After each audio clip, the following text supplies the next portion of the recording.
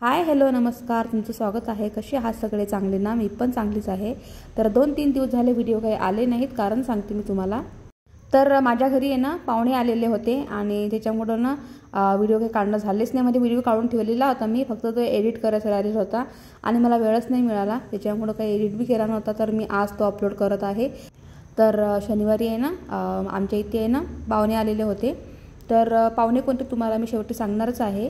तर आता शनिवारी आहे ना लेकरांना सकाळची शाळा असती, तर मग लेकरं कसं घरी असले की नाही मग लेकरांना खाया प्यायला पाहिजे दिवसभराचं, काही पण जे असं चटपटी करून द्यावं लागतं त्यांना। तर मग हे असे भांडे पडतात घासायला, तर त्याच्यानंतर मग भांडे घासून घेते म्हटलं।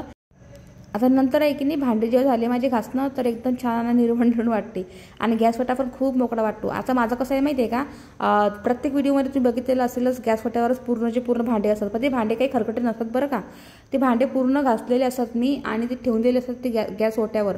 कारण सांगते, आता माझ्या घरात तुम्हाला माहितीच आहे, आता माझं फर्निचरचं काम आता सुरू होणारच आहे आणि ट्रॉलरचं बी काम आम्ही सुरू करायला ठेवलेलं आहे। तर त्याच्यामुळं मग ते कसं आता जागा नाही आहे ठेवायचं, त्याच्यामुळं तो ओट्यावर खूप मोठा पसारा साचतो।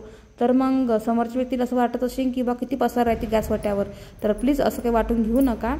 कारण आता रॅका आहेत की नाही मला वरती आणायच्या आहेत, त्या लावायच्या आहेत आणि त्याच्यामुळं अजून काही बाकी आहे। तुम्हाला सांगितलेलंच आहे आमचं काम अजून काही बाकी आहे, त्याच्यामुळं मी थोडं करायला लागलेली आहे। म्हणजे एकदमच पूर्ण रुटीनमध्ये नाही येऊ शकत, त्याच्यामुळं तरी पण मी प्रयत्न करणारच आहे माझ्या रुटीनमध्ये येण्याचा आणि तुम्हाला छान ब्लॉग दाखवायचा प्रयत्न करणारच आहे। तर इथे आहे ना मी माझे कपडे धुवायचे होते शाळेचे लेकरांचे। तर आता कसं पावसाळ्यात दिवस आहेत, पावसाळ्याच्या दिवसामध्ये कसं कपडे काही वाढत नाही काही नाही। आता शिवाय माझी मशीन ती काही जे स्पिन असते की नाही, म्हणजे ड्राय करायचं असते ना, तर ते बिघडलेलं होतं। त्याच्यामुळे आता मला हातानंच म्हणजे कपडे सुकून घ्यावं लागतील आणि वाळू घ्यावं लागतील, तिथं कपडे वाळणारच नाही। आता त्याला कसं तरी वरच्या घरामध्ये दोरी बांधून सुकून घ्यावं लागतील। तर आता ती मशीन आहे ना आमची आता रिपेअरिंग करायला टाकायची आहे आम्हाला। म्हणजे काही नाही, ते रिपेअरिंग करणारा जो माणूस आहे तोच घरी येते आणि व्यवस्थित म्हणजे दुरुस्त करून देते।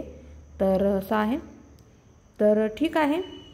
तर मग सांगायची गोष्ट राहिली मी की व्हिडिओ व्हॉइस जेव्हा देताना आहे ना माझ्या म्हणजे कधी शब्द आठवत नाही, तर प्रत्येक व्हिडिओमध्ये हे होते, आपण कन्फ्यूज होतो, आपल्याला शब्द सुचत नाही आपण काय बोलायचं काय नाही। तर असं प्रत्येक व्हिडिओमध्ये माझं झालेलं आहे, तर त्याच्याबद्दल सॉरी। तर मी आता प्रयत्न करत आहे पुरेपूर, तर तुम्ही समजून घेऊ शकता। आणि तुम्हाला सांगायचं राहिलं माझ्या रिपोर्टमध्ये काय आलेलं आहे, तर ते तुम्हाला पुढच्या व्हिडिओमध्ये सांगणारच आहे मी।